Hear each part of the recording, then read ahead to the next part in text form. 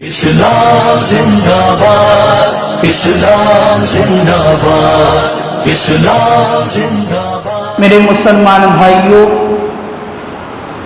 اللہ تعالیٰ کے محبوب، ہم سب کے آقا سرکار دو عالم صلی اللہ تعالیٰ علیہ وآلہ وسلم نے جہاں پر نماز کی تعلیم دی، روزے کی تعلیم دی، زندگی جینے کا طریقہ سکھایا،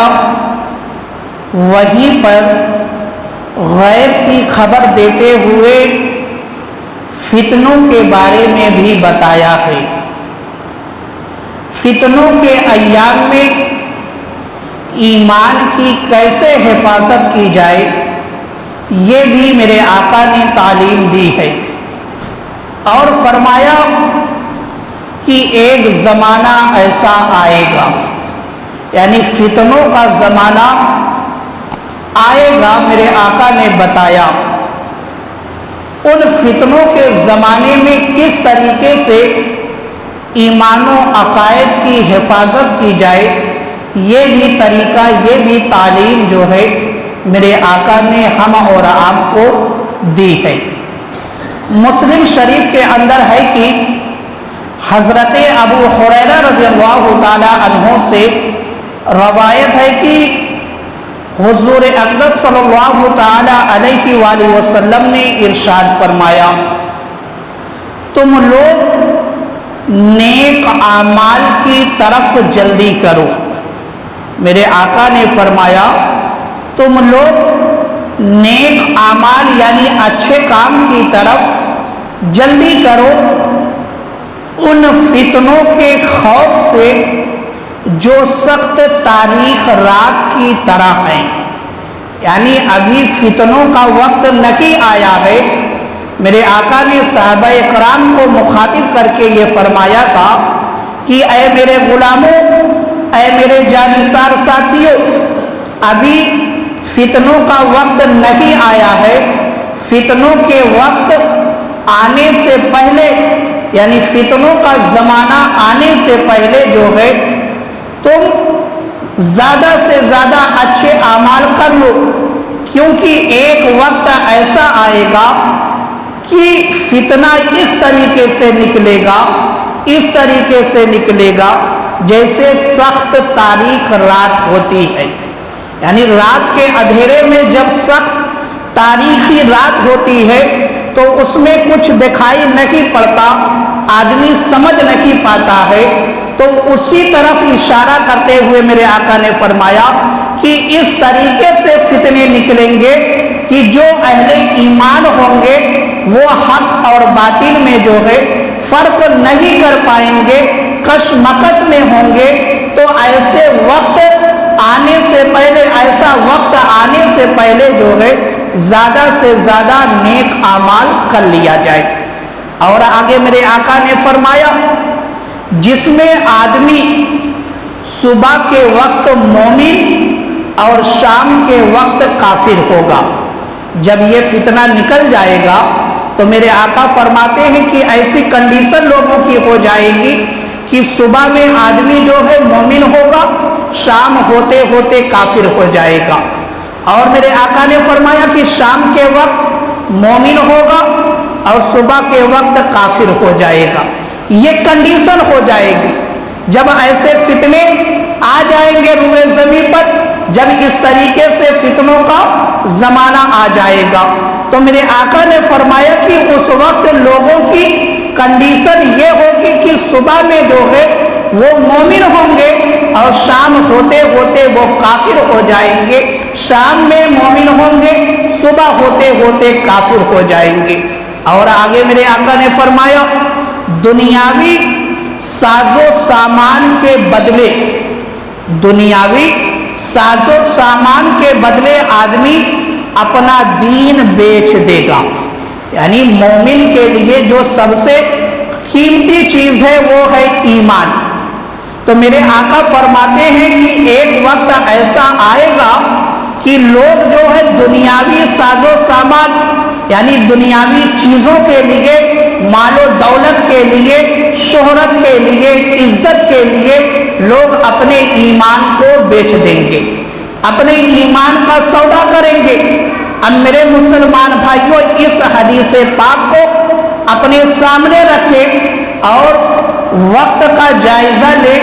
کہ یہ وہی وقت ہے جس کے بارے میں میرے آقا نے فرمایا تھا، جس کے بارے میں میرے آقا نے فرمایا تھا کہ فتنے جو ہے اس طریقے سے آئیں گے کہ سخت رات کی طرح آج روئے زمین پر بے شمار فتنے جو ہے پائے جا رہے ہیں، بے شمار فتنے پائے جا رہے ہیں، اور مسلمان اس کشمکش میں مبتلا ہو چکا ہے کہ کون سا فرقہ جو ہے حق پر ہے اور کون سا فرقہ حق پر نہیں ہے، کس کی بات قبول کی جائے، کس کی بات نہ قبول کی جائے۔ یہ وہی زمانہ ہے جو 1400 سال پہلے میرے آقا نے بتایا تھا اپنے صحابہ سے کہ آنے والا ایک وقت، ایک زمانہ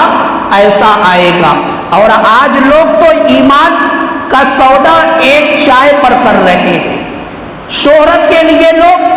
پتہ نہیں کیا کیا کام کر رہے ہیں اپنے ایمان کو بیچ کر۔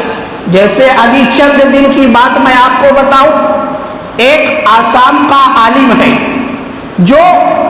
جامعہ ازہر مصر سے فارغ ہے، اس نے دسہرہ کے موقع پر یہ فتویٰ دیا کہ دیوی دیوتاؤں کی پوجا کرنا قرآن و حدیث سے ثابت ہے۔ یہ ایک فتنہ آ گیا، اب مسلمانوں کے اندر ایک خلفسار مچ گیا کہ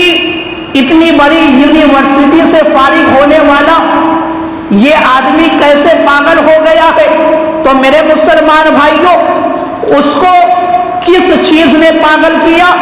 شہرت۔ وہ شہرت چاہتا ہے۔ جب تک کوئی ایسی چیز لوگوں کے سامنے نہیں لائی جائے گی کہ جس سے لوگ اس کی طرف مخاطب ہو، تب تک اس کو شہرت نہیں حاصل ہو سکتی۔ تو اس نے شہرت کے لیے جو ہے اپنے ایمان کا سودا کر دیا، اس نے شہرت کے لیے اپنے ایمان کا سودا کر دیا۔ تو اس طریقے سے آج لوگ جو ہے ایمان جیسی قیمتی چیز کے لیے، اپنی شہرت حاصل کرنے کے لیے ایمان کا سودا کر رہے ہیں، اور مال و دولت حاصل کرنے کے لیے ایمان کا سودا کر رہے ہیں۔ تو میرے مسلمان بھائیوں، یہ ایمان جو ہے مومن کے لیے سب سے قیمتی چیز ہے، اس کا ہرگز سودا نہیں کرنا چاہیے۔ تو میرے آقا نے آنے والے فتنے کے بارے میں بتایا کہ ایک وقت ایسا آئے گا کہ لوگ دنیاوی ساز و سامان کے لیے دین کا، ایمان کا سودا کریں گے۔ آج وہی وقت آ گیا ہے، اس لیے ایسے وقت میں اپنے ایمان کی حفاظت کرنا بہت ہی زیادہ ضروری ہے، بہت ہی زیادہ ضروری ہے۔ اور اللہ سے ہر وقت یہ دعا کرتے رہنا چاہیے کہ مولا میرا خاتمہ ہو ایمان پر ہو، کیونکہ اگر ہمارا خاتمہ ایمان پر نہیں ہوا تو ہماری پوری زندگی کی جو دولت ہے، جو ہم نے عبادت کی ہے، جو ہم نے صدقہ و خیرات کیا ہے، جو ہم نے روزے رکھے ہیں، سب بیکار ہو جائیں گے۔ اس لیے اپنی دعا کے اندر اللہ کا فضل مانگتے رہنا چاہیے، اللہ سے یہ دعا کرتے رہنا چاہیے کہ مولا میرا خاتمہ جو ہے ایمان پر ہو، کیونکہ یہ وقت بہت ہی پرفتن دور ہے، فتنوں کا دور ہے۔ اس دور میں ہوشیار رہنا بہت ہی زیادہ ضروری ہے۔ اور دیکھیں بخاری شریف کے اندر ہے کہ حضور اقدس صلی اللہ تعالی علیہ وآلہ وسلم نے ارشاد فرمایا، لوگوں پر ایسا وقت آئے گا کہ آدمی اس بات کی پرواہ نہیں کرے گا کہ اس نے مال کیسے حاصل کیا۔ میرے آقا فرماتے ہیں ایک وقت ایسا آئے گا کہ آدمی جو ہے اس بات کی پرواہ ہی نہیں کرے گا کہ اس نے مال کیسے حاصل کیا، حلال ذرائع سے یا حرام طریقوں سے۔ آج لوگوں کی یہی فکر ہو گئی، بس مال آنا چاہیے، بس مال آنا چاہیے، چاہے وہ حلال طریقے سے آئے چاہے حرام طریقے سے آئے، بس مال آنا چاہیے۔ تو جو 1400 سال پہلے میرے آقا نے فرمایا تھا، یہ وہی وقت ہے، کیونکہ میرے آقا نے فرمایا کہ ایک وقت ایسا آئے گا، ایک زمانہ ایسا آئے گا کہ لوگ یہ فکر ہی نہیں کریں گے کہ جو مال میرے پاس آ رہا ہے وہ حلال طریقے سے آ رہا ہے یا حرام طریقے سے۔ تو میرے مسلمان بھائیوں، یہ ایسا پرفتن دور ہے، اس میں قدم جو ہے بہت احتیاط کے ساتھ رکھنا پڑے گا، اور ہم کو حلال و حرام میں تمیز پیدا کرنی پڑے گی، ورنہ اگر ہم نے حلال کا ایک لقمہ کھایا، حلال کا ایک لقمہ کھایا تو اس پر تو ہم کو اجر ملے گا، اور اگر ہم نے حرام کا ایک لقمہ کھایا تو نہ ہماری عبادت قبول ہوگی، نہ ہماری دعا قبول ہوگی، نہ ہماری عبادت قبول ہوگی، نہ ہماری دعا قبول ہوگی۔ اور اگر خدا نہ خواستہ اسی مال سے ہم نے صدقہ کر دیا، خیرات کر دیا، یا مسجد میں دے دیا، یا کسی یتیم غریب کی مدد کر دی، اس پر بھی ہم کو کوئی اجر نہیں ملنے والا ہے۔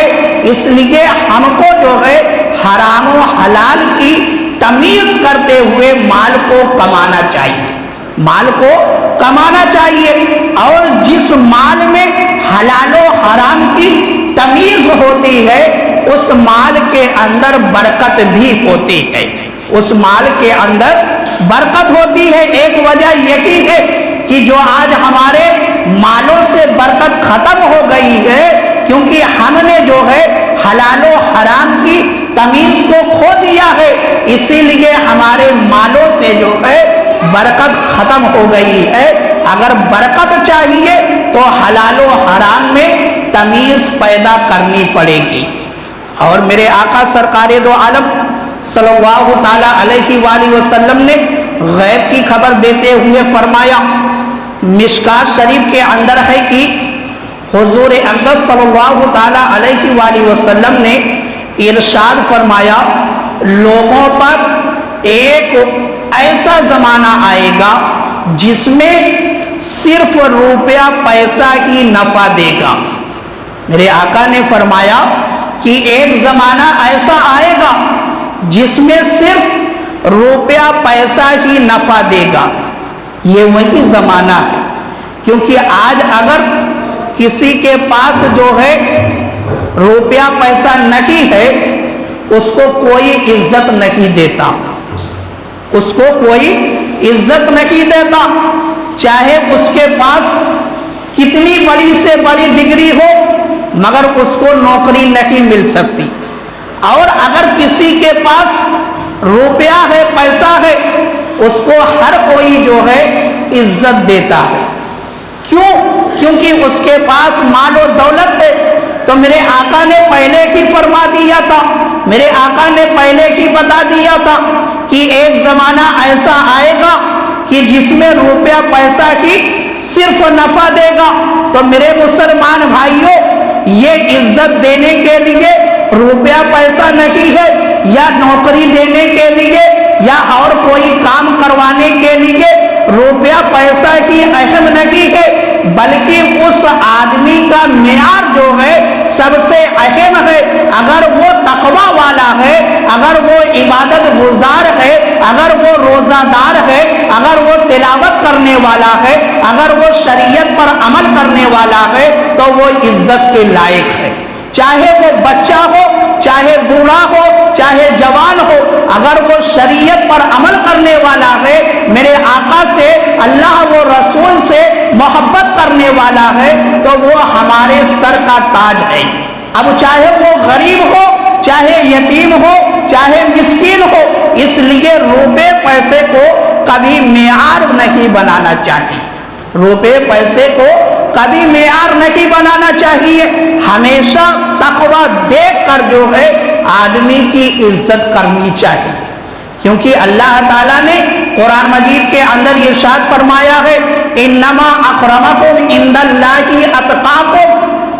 اقرب، عزت والا، بلندی والا وہی شخص ہے جو تقوی والا ہے، جو تقوی والا ہے، تو اللہ تعالیٰ نے خود ہم اور آپ کو یہ تعلیم دی ہے کہ تقوی والا شخص ہی عزت والا ہے، بلندی والا ہے۔ تو جس کے اندر تقوی ہو، جس کے اندر اچھائیاں ہو، یا جو جس لائق ہو، اس کو اس کا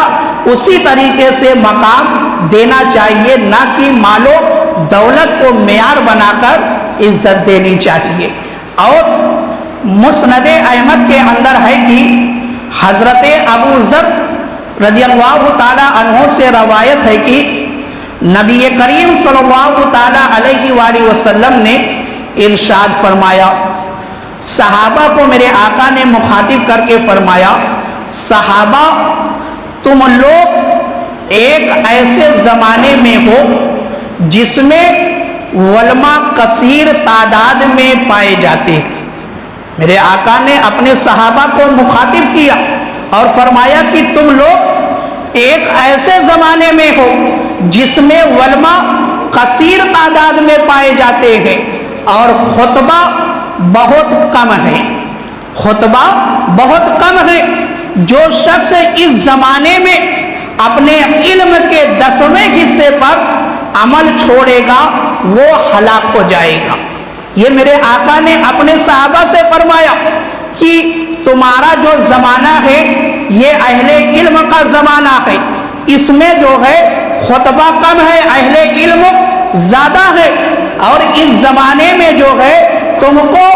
دین پر اچھے طریقے سے عمل کرنا ہوگا، کیونکہ اس وقت جو ہے دین غالب ہے۔ جب دین غالب ہوگا تو دین کا کوئی بھی کام جو ہے چھوڑا نہیں جا سکتا۔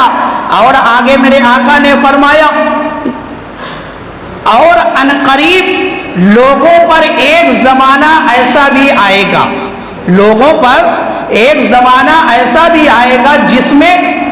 علماء کم اور خطبہ زیادہ ہو جائیں گے۔ میرے آقا نے فرمایا کہ آنے والا ایک زمانہ ایسا آئے گا جس میں علماء کم ہوں گے، خطبہ زیادہ ہوں گے۔ آج یہ وہی زمانہ ہے کہ علماء ربانیین جو ہے کم پائے جاتے ہیں اور خطبہ جو ہے بہت زیادہ پائے جاتے ہیں۔ خطبہ مطلب جو تقریر کرتے ہیں، جو بیان دیتے ہیں، ان کو خطبہ کہا جاتا ہے۔ اور علماء جو اہل علم ہے، جو درسگاہوں میں بیٹھ کر لوگوں کو علم دین پڑھاتے ہیں، وہ علماء ربانیین آج بہت کم پائے جا رہے ہیں اور خطبہ جو ہے بہت زیادہ پائے جا رہے ہیں۔ آپ نے خود دیکھا ہوگا جب سے یہ سوشل میڈیا کا زمانہ آیا، میڈک کی طرح جو ہے خطبہ سوشل میڈیا پر دکھائی پڑ رہے، 2.5 انچ کی ایک مسجد بنا لیتے ہیں، ایک کمرہ بنا لیتے ہیں اور اس میں بیٹھ کر بیان دینا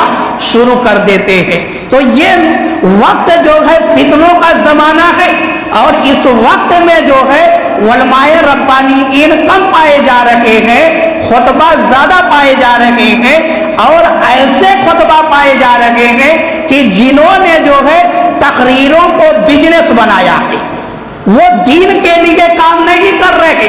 صرف اپنا فنڈ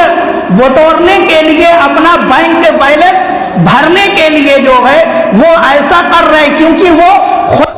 علم سے پورے ہوتے ہیں، ایک تقریر رکھ لیتے ہیں اور پورے ہندوستان میں جو ہے وہی ایک تقریر بولتے